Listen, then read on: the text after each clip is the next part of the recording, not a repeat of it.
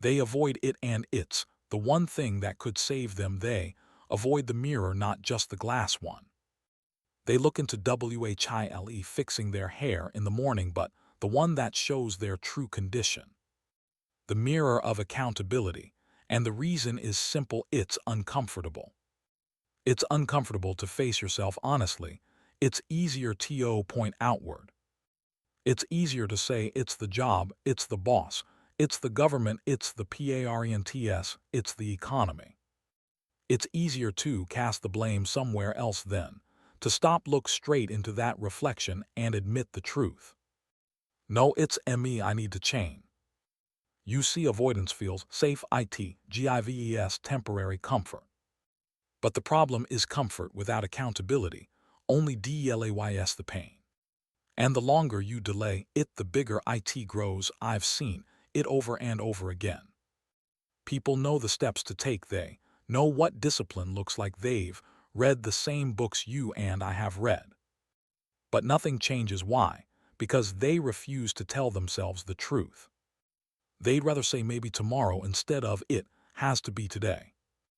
Now here's the interesting part. The mirror never lies. You can fool others for a little while. You can even pretend with yourself for a season, but deep down, you always know.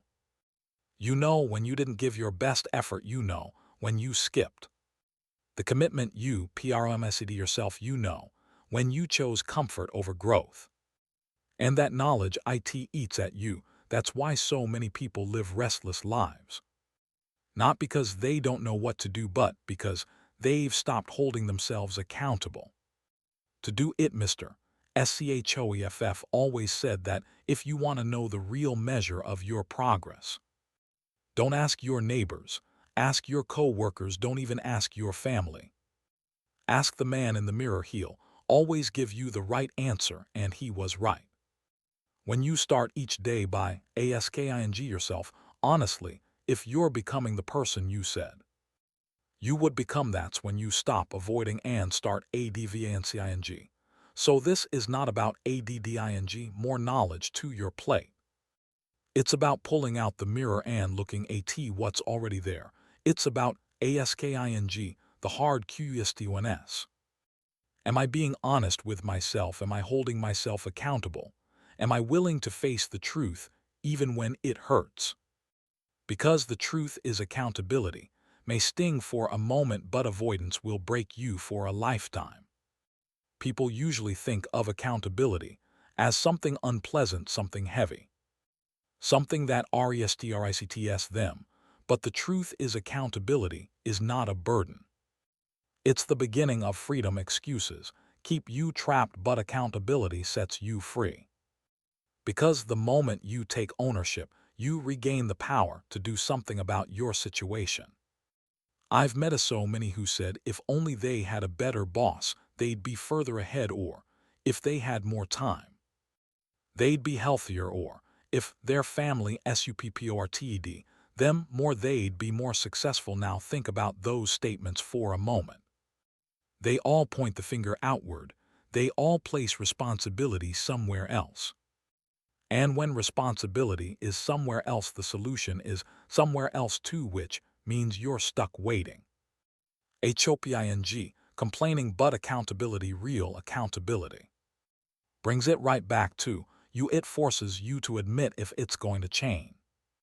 I've got to change. That might feel heavy in the moment, but it's the most liberating realization a person can have, because once you stop waiting for things outside of your control to change, you can finally start changing what you can control yourself now.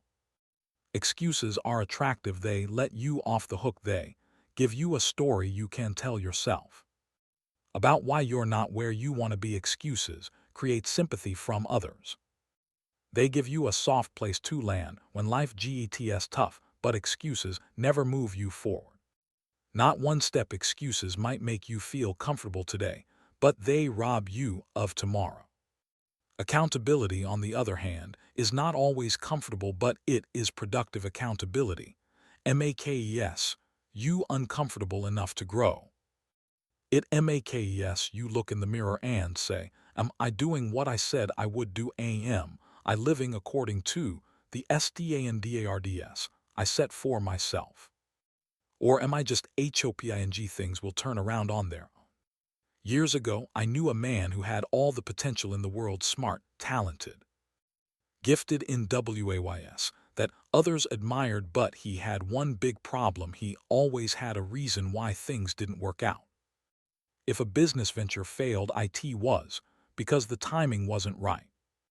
If he missed an opportunity, it was because someone else got lucky.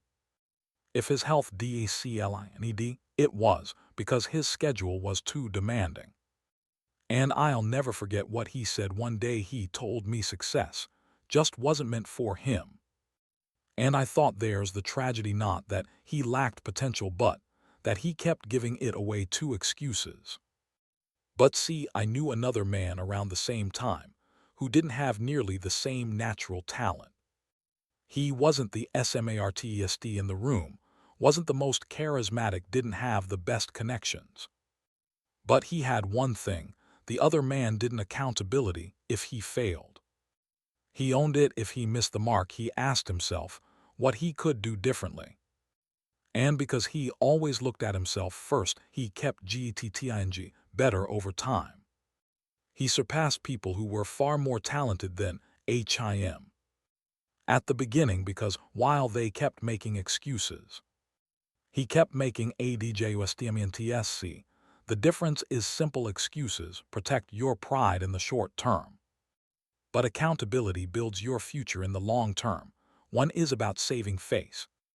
The other is about saving your life. Excuses say I can't because of this or that. Accountability says I can if I just do that or this. See how that works? Excuses are easy. Accountability is harder, but excuses always cost you more in the end. So here's the question. What are you carrying right now, excuses or accountability? If you catch yourself saying you would, if only something were different, that's an excuse. But if you're saying you haven't yet, but you will, that's accountability. And once you train yourself to make that shift, everything changes, because you stop being a victim of circumstances and start being the author of your own story. And isn't that what we all want? To write our own story, to shape our own future, to build a life we can be proud of. That doesn't come from excuses, that comes from accountability. And the first place accountability begins is with the mirror, which brings us to the next idea. Facing the truth about yourself, even when it's uncomfortable, even when it hurts, because that's the only way to grow. The mirror is one of the simplest tools you'll ever own, but also one of the most confronting. Because when you stand in front of it, the truth shows up. No excuses, no disguises, no stories to cover it up. Just you, and that can be uncomfortable, because the mirror doesn't lie. It doesn't bend to your explanations. It doesn't care about your reasons. It's simply reflects what's there. When I was younger, I used to think the mirror was for appearances: your tie, your hair, your suit. But I came to realize the mirror has a far greater purpose. The real mirror is not just about how you look on the outside, it's about who you become on the inside. Because the greatest accountability is not to your boss, not to your neighbor, not even to your family. It's to yourself, and you can't fool yourself forever. So, if you don't like where you are, change it. You're not a tree, you don't have to stay in the same spot. You gotta ask yourself, do you like who you've become? Do you like the results you're getting? Do you like the story you're writing? If the answer is yes, wonderful. Keep going. If the answer is no, then you've got work to do, and the best time to start is now. The danger most people face is they avoid the mirror altogether. They don't want to look too closely at their habits, their choices, their inconsistencies. It's easier to stay busy, to stay distracted, to compare themselves to others and think at least they're doing better than someone else, but progress doesn't come from comparison. It comes from honesty, and honesty begins with looking straight at yourself and asking if you're doing all you can with what you've been given. I remember talking to a man once who said he hadn't looked in the mirror for years. Not physically, he shaved every morning, but mentally. Emotionally, he hadn't looked at his life with clear eyes. He admitted he just been going through the motions, avoiding the truth of how much he'd let himself slip. That's what happens when you avoid accountability. Slowly, without realizing it, you lower your standards. You tell yourself you'll get serious tomorrow. And one day you wake up and realize a whole decade has gone by while you've been promising tomorrow. The mirror doesn't judge you, it doesn't condemn you, it simply reflects the truth. And the truth, if you'll face it, can save you. The truth might hurt for a little while, but denial hurts forever. That's why people who succeed, people who grow, people who change their lives, those are the ones who make friends with the mirror. They use it daily, not to criticize, but to evaluate, not to beat themselves down, but to call themselves up. You see, accountability isn't about guilt, it's about responsibility. It's about recognizing that if you're behind, that's on you. If you're ahead, that's because of you. Either way, you're the one who has to take ownership. That mindset shifts everything. Because the moment you stop running from the truth, you can finally do something about it. You can adjust your habits, raise your standards, and demand more of yourself. And here's the other benefit of the mirror: it keeps you humble, because success can be just as dangerous as failure. When things are going well, it's easy to pat yourself on the back, to get comfortable, to think you've arrived. But the mirror will remind you there's always more you can do, there's always another level. The mirror will ask if you're still growing, are you still learning, are you still striving? And if the answer is no, then you know it's time to get moving again. So the question for each of us is this: do we have the courage to look in the mirror? Do we have the courage to face ourselves honestly, without excuses, without pretending? Because the mirror is the one thing most people avoid, but it's the very thing that could save them. And once you accept that truth, you're ready for the next step. Choosing the standards you will hold yourself to, and refusing to settle for less than what you're capable of. Standards are the invisible lines that run our lives. They're the quiet rules you live by, whether you've written them down or not. Everyone has them, but not everyone chooses them. And that's the problem, because if you don't set your standards deliberately, life will hand you some by default.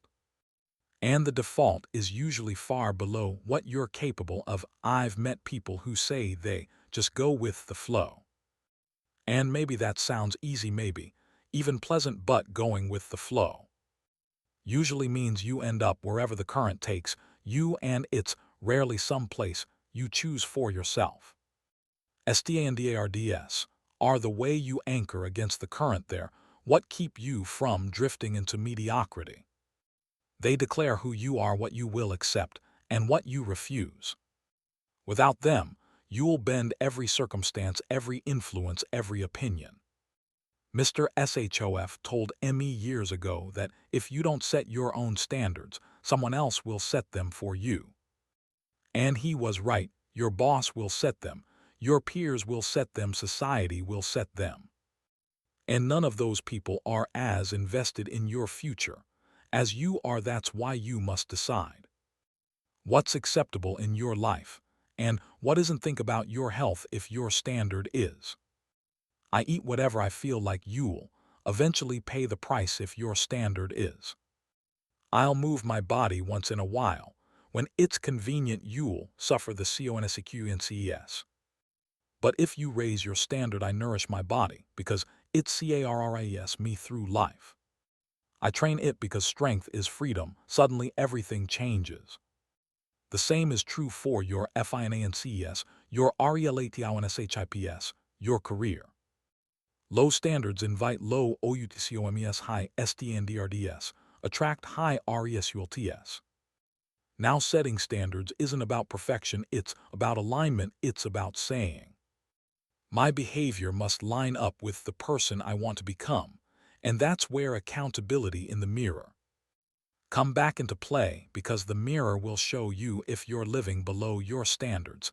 It will call you out, it will force you to admit. I said I'd rise early, but I slept in again. I said I'd save, but I spent. I said I'd grow, but I wasted my time. That's not condemnation, that's opportunity. That's the chance to correct course before another month or another year slips away. There's a story I often share about a man who set the standard in his industry. He wasn't the most talented, he wasn't the most educated, but he set himself apart by refusing to do anything halfway. If he cleaned a floor, it sparkled. If he gave his word, he kept it. If he shook your hand, you knew it was solid. Over time, that reputation carried him further than raw skill ever could. People trusted him because his standards were unwavering, and eventually, that trust became his greatest asset. The same principle applies to all of us. What are your standards when nobody's watching? Do you keep promises to yourself the way you keep promises to others, or do you let yourself off the hook? Because no one will know, but here's the truth, you will know, and when you break promises to yourself often enough, you eroded your own confidence, you stop believing in yourself, because deep down you know you don't follow through. That's why RESING, your standards, is the key to RESTORNG, self-respect. Some people say they don't want to set their standards too high because they don't want to be disappointed, but disappointment is temporary. Regret is permanent. You'll recover from disappointment, but regret will eat at you for a lifetime. That's why it's better to aim high and miss than to aim low and hit. Because the pursuit itself transforms you. Even if you fall short, you'll be stronger, wiser, and more disciplined than if you settled. So the challenge is this: raise your standards and then protect them, don't lower them. Just because someone else won't meet you there, don't compromise them. Just because life gets difficult, stand firm, because every time you do, you reinforce your identity. And every time you compromise, you weaken it, the person you become tomorrow.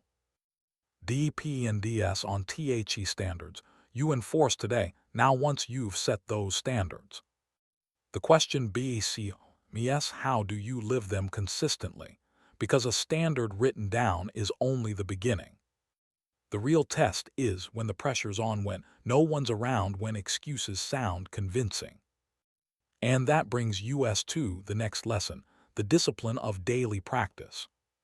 Because standards without discipline are just wishes. Discipline is the bridge between setting a standard and living it. Without discipline, your standards are just nice ideas, like a map that never takes you.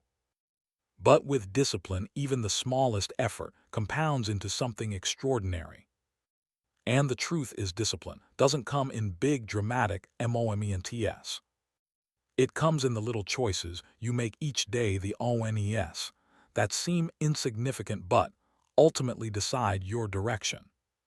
Think of it like this: one workout doesn't make you healthy, one book doesn't make you wise, one act of saving doesn't make you wealthy, but the discipline of doing these things consistently, day after day, week after week, creates a future that nothing else can. That's why most people underestimate discipline. They're looking for some breakthrough, some secret, some lightning bolt of inspiration. But the real breakthrough comes when you stop waiting for inspiration and start relying on discipline. Success is nothing more than a few simple disciplines practiced every day, and on the other hand, failure is just a few small errors in judgment repeated every day. And that means both success and failure aren't big events. They're the result of little habits. Multiplied over time, and the difference between the two comes down to whether or not you'll practice discipline. Now here's the challenge: discipline doesn't always feel rewarding in the moment. In fact, it often feels inconvenient, uncomfortable, even boring. Waking up early, putting in the extra work. Saying no to temptations, it doesn't feel glamorous, but the payoff isn't in the moment. It's in the accumulation. It's the harvest you reap after months and years of planting. Those small seeds of discipline. The problem is most people want the harvest today and aren't willing to wait for the season to come. Here's an example. I once knew a man who decided he'd start reading just 10 pages a day. 10 pages, that's nothing, right? But he was consistent. 10 pages every day for a year turned into 650 pages. That's the equivalent of about 15 books, 15 books in a year, just by sticking to a small daily discipline. At first no one noticed, but over time his thinking changed, his conversations changed. His decissions improved, and eventually his reflected. That's the quiet power of daily discipline. Now compare that with another man I knew. He said, "I don't have time to read 10 pages." Instead, he watched the news, watched TV, or just filled his evenings with whatever was easy. Day by day, it didn't seem like a big deal, but year after, the gap widened. One man built wisdom, the other built excuses, and that's what discipline does. It creates a gap between those who practice it and those who don't. Here's what I found: discipline isn't about doing extraordinary things. It's about doing ordinary things consistently. The extraordinary is just the ordinary compounded. Show me someone who sticks to the basics with discipline, eating, right, working hard, saving a little, reading daily. And I'll show you someone who will have an extraordinary future. And on the flip side, show me someone who neglects the basics, skips the workout, spends carelessly, never invests in their mind, and I'll show you someone who will eventually pay a price far greater than they expected. Another thing about discipline, it doesn't get easier, but you get stronger. At first it feels like pushing a boulder uphill, but the more you practice, the more you build the muscle of self-control. Pretty soon, what used to feel difficult becomes part of who you are, and then you start looking for the next challenge, the next standard to raise. That's how discipline builds momentum. It transforms you from someone who struggles to keep progress into someone who thrives on keeping them. The bottom line is this: discipline is the foundation of freedom. Most people think freedom means doing whatever you want, but real freedom comes from discipline. Because when you have the discipline to manage yourself, you're not enslaved to your impulses, your habits, or your circumstances. You're free to design your life intentionally.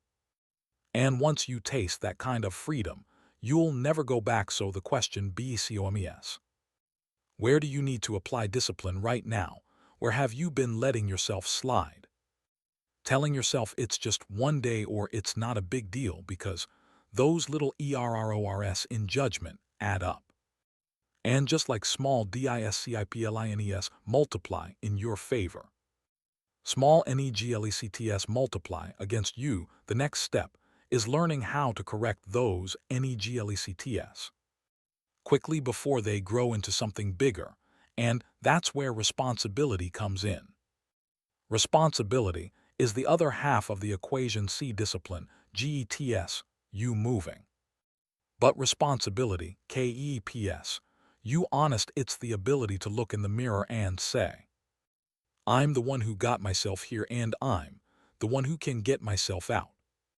Most people never want to do that. They want someone else to carry the blame. Parents, boss, spouse, the government, the economy, but here's what I've learned: the day you stop pointing fingers and start taking responsibility is the day your life begins to change. Now, responsibility doesn't mean guilt. It doesn't mean shame. It simply means ownership. If the results aren't what you want, you own them, not so you can beat yourself up, but so you can adjust, correct, and improve. Because the truth is, nothing changes until you own it, and once you do, you suddenly have the power to fix it. Remember, you are not a tree, you're not stuck, trees are stuck. But people, we can move, we can decide, we can change. Yet most people act like trees. ROOTED in excuses, ROOTED in habits, ROOTED in blame, responsibility. UPROOTS, all that. It says no matter what's HAPPENED, I can choose differently, STARTING today. Now, responsibility also means PAYING, attention to the small things before they become big things. Neglect is easy to skip the meeting, easy to ignore the budget, easy to put off that conversation, but small neglects always grow. A little crack in the foundation, left alone, BCOMES. A collapse, a little dishonesty, left unchecked, BCOMES. Corruption. A little laziness, repeated daily, BCOMES. Failure. Responsibility means catching yourself early before the neglect compounds. Think of it this way: life is like sailing a boat. The winds will blow, the current will drift, storms will come. That's circumstances. You can't control them, but responsibility is the hand on the rudder. Even if you drift off course, you can pull it back, realign, and move forward. Without responsibility, the boat just goes wherever the tide takes it. With responsibility, you may get blown off course, but you'll always find your way back. So ask yourself, where do you need to correct right now? Maybe it's in your health. Time to take responsibility for the choices you've been avoiding. Maybe it's in your finances. Time to own up to overspending and get disciplined about saving. Maybe it's in your relationhips. Time to admit where you've been neglectful and start showing up with more effort. Whatever it is, the sooner you own it, the sooner you can fix it. And here's what I found: people respect responsibility. They may not like it in the moment, but in the long run, they'll trust you. Why?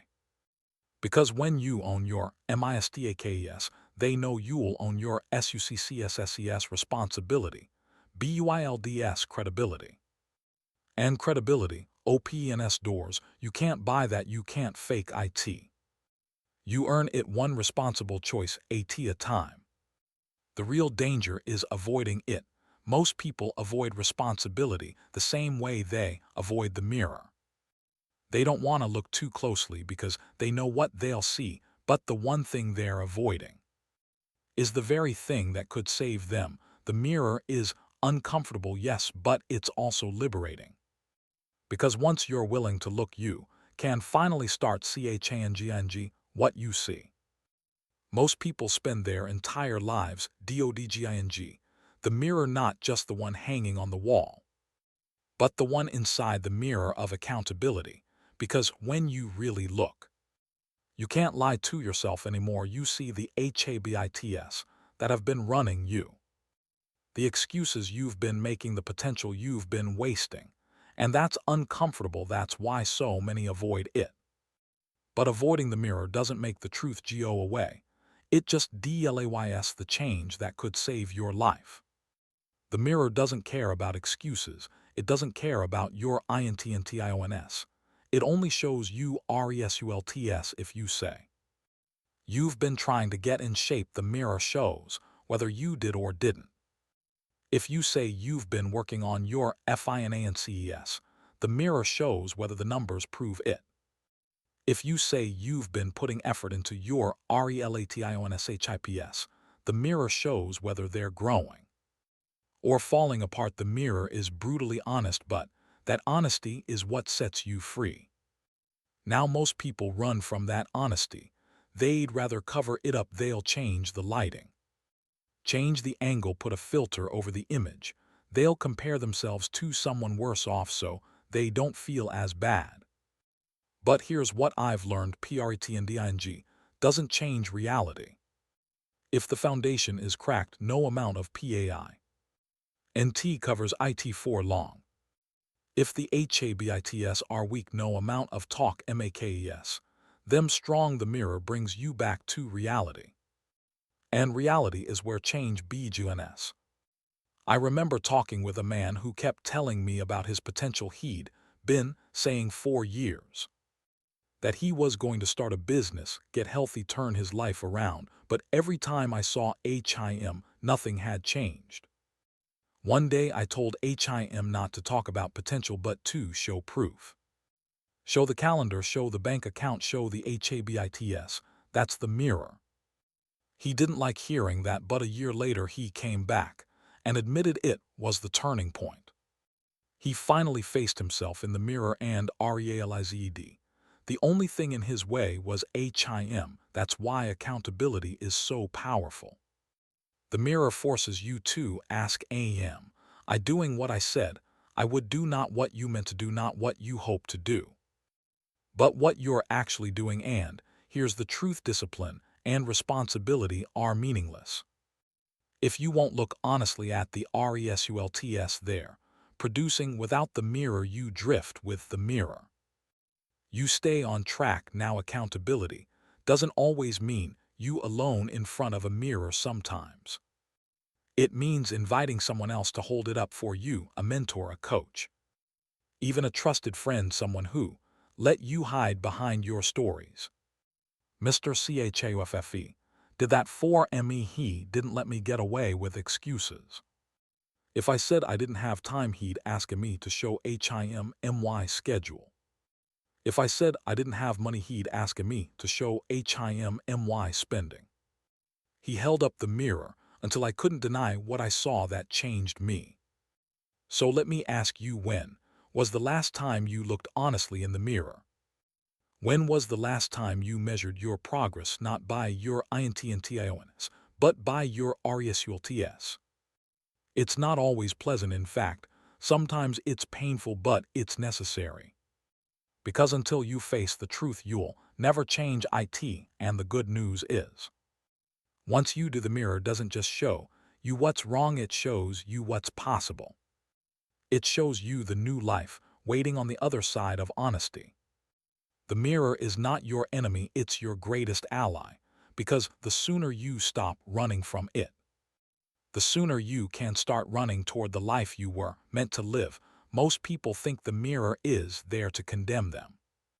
But the truth is, the mirror is there to save them, because when you finally face it, you don't just see the weight of your excuses, you see the path forward, you see the gap between where you are and where you want to be. And that gap meant to discourage you. It's meant to motivate you.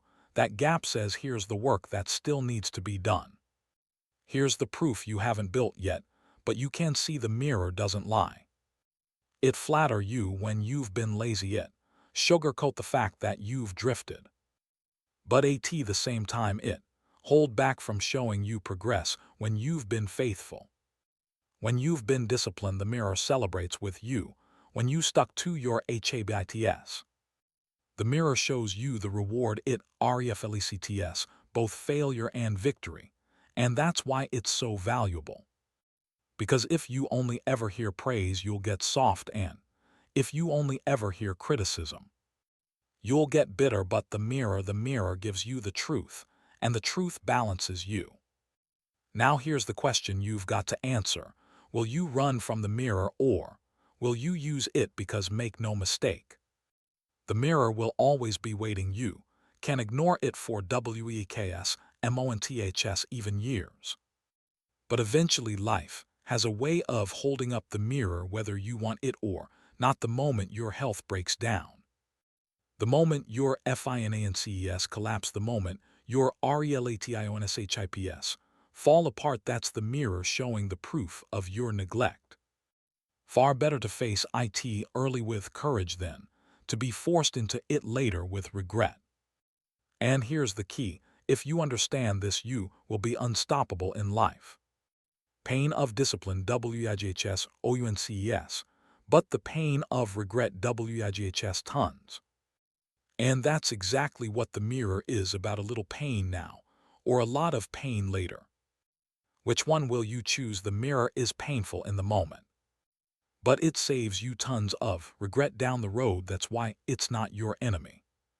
That's why it's your ally, because it points you to the small CORRECTONS you can make today before they become big DISASTERS tomorrow. So, if you want to turn your life around, start with the mirror. Ask what your potential is. Ask what your proof is. Don't say one day you'll get around to it. Say today you will start building evidence. Show yourself day after day that you're capable of change. Show yourself week after week that you can be trusted to follow through. Because in the end, the world doesn't pay for potential, it pays for proof. And the mirror is where that proof begins. Remember this, you cannot lie to the mirror, but you also cannot escape it. And that's good news, because once you accept that reality, you stop wasting energy running from the truth. And you start using that energy to change it. And when you do, the very thing you once avoided, the thing that sets you free. The mirror doesn't destroy you, it saves you. It doesn't tear you down. It builds you up. If you'll let it, the mirror will change your life.